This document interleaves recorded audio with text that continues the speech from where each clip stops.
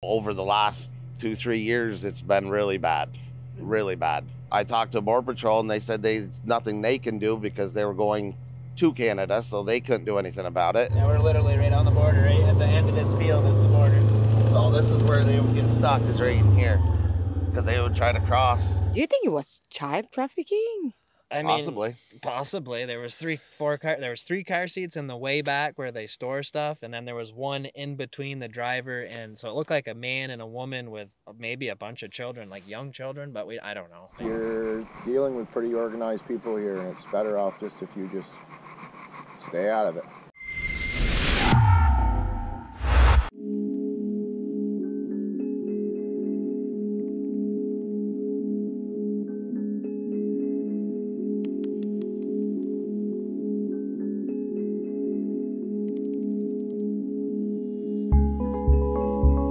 Je suis Alexa Lavoie et voici mon deuxième reportage dans une série d'enquêtes sur les frontières. Suivez-moi ainsi que mon collègue Lincoln J sur garde.com où vous pouvez également soutenir notre travail.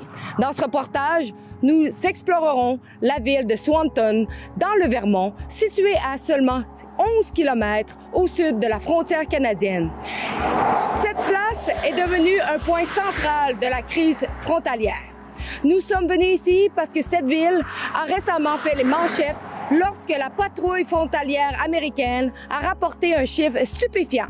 19 300 arrestations d'immigrants illégaux au cours de la dernière année fiscale. Une augmentation choquante par rapport à un peu plus de 1000 arrestations il y a 2 ans. Selon la patrouille frontalière, les individus appréhendés provenaient de 97 différents pays, conséquence du système d'immigration défaillante de Justin Trudeau.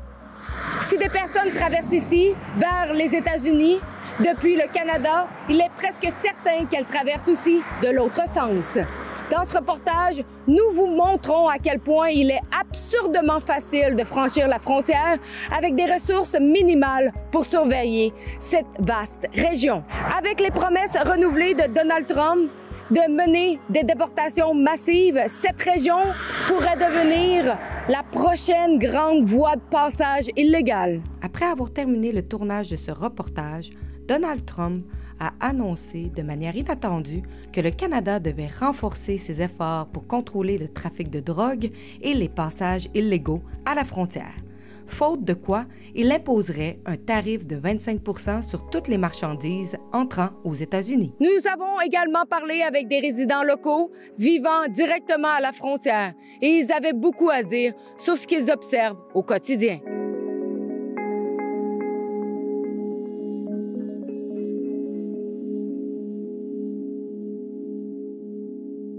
Alan, you have a farm, and I want you to explain to us, what did you experience with the illegal crossing?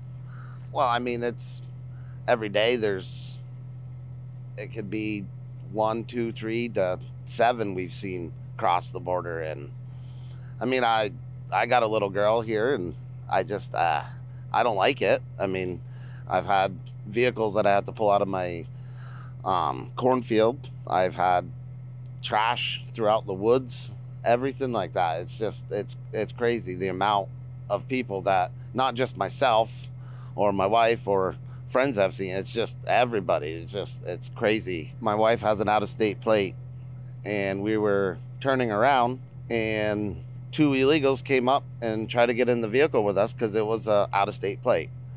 And that's what they're looking for. So, I mean, that was terrifying right there. I mean, I've lived up here most of my adult life and I've never seen anything like this. Over the last 2-3 years, it's been really bad, really bad. Before that, I mean, you'd have 1 or 2 here and there, but now it's just like, it's parties of 7, 8 sometimes, you know, sometimes it's 3 or 4, but it's been really bad the last couple of years. Everybody calls them Mexicans because, I mean, that's been the norm, but it could be multiple nationalities. I don't know. I don't talk to them really, so. Mainly men?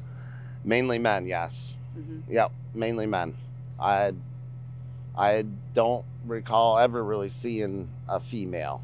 They try to go north sometimes, and I don't know who they are, but they just leave their vehicles stuck they're stuck in my field, and I have to take the time to get them pulled out of there, and they damaged a lot of my corn, actually. I think I've had 4 or 5 vans that I've pulled out and 1 U-Haul truck that I've pulled out of my cornfield. There was clothes, there was a couple car seats in one, there was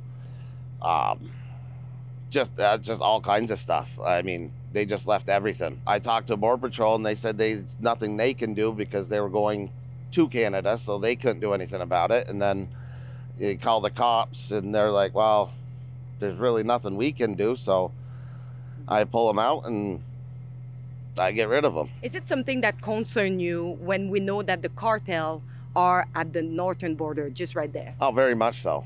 Very much so. I mean, it's not just my kid. It's all, I mean, my cousin lives next door.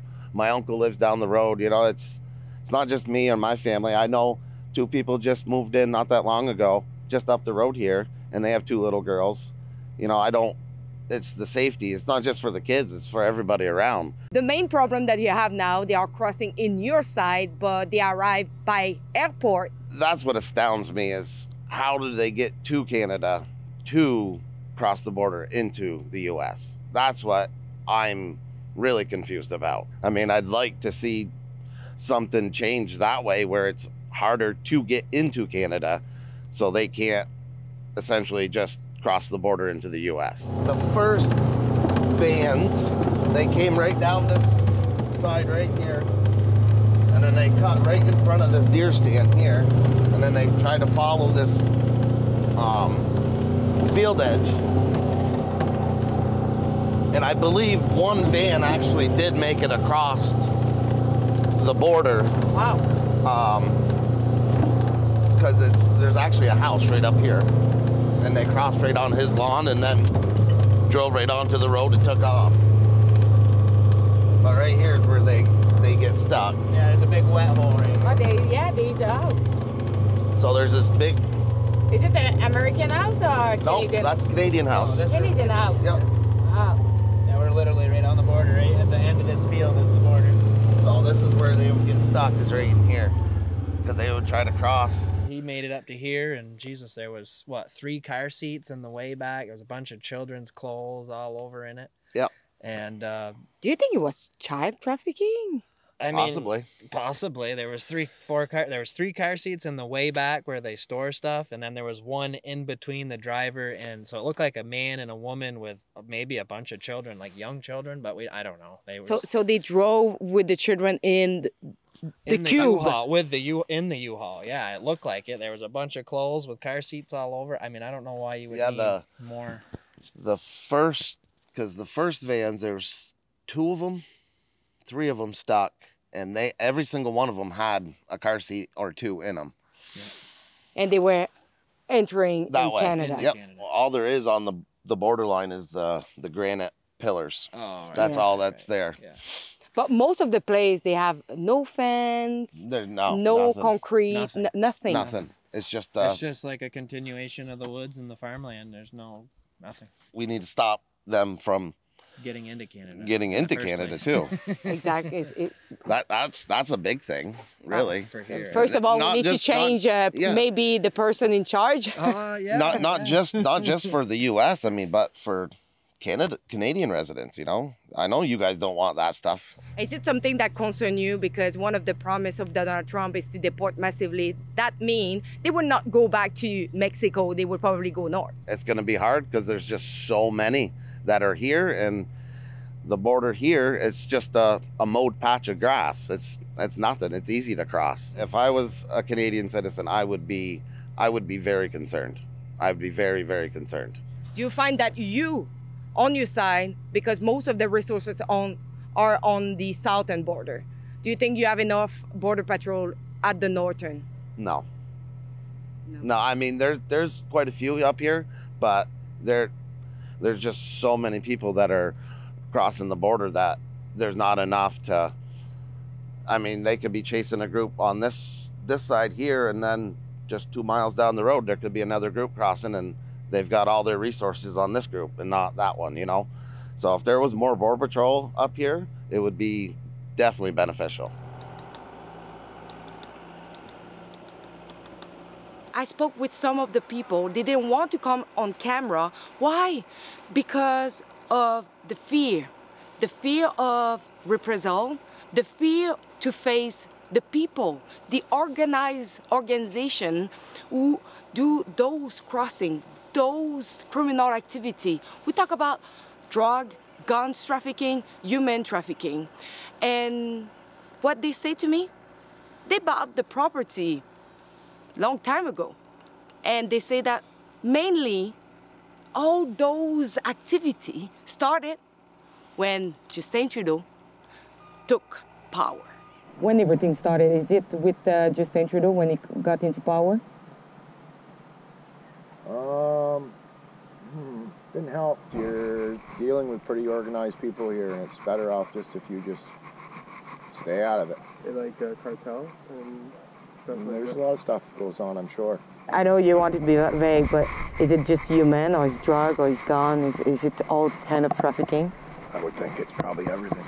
I think Border Patrol's kind of corrupt myself, but I don't really share any information with them either because you don't know who's good or bad there either. I've seen some real shady shit with the Border Patrol. I've lived here for 25 years, so I've seen a lot of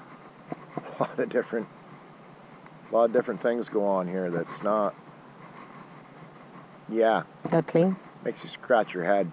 They are crossing to Canada or Yeah, to come US? this way. They are coming on They US come way. this way, they follow this ridge, and they get over on the back side of this road, and people can pick them up.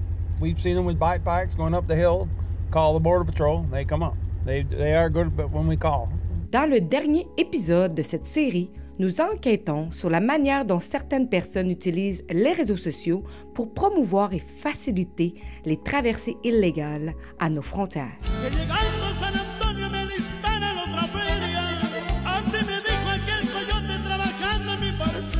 Your property is now advertised online. I'd like somebody to do something about it, you know, our government or yours, or it's just too many.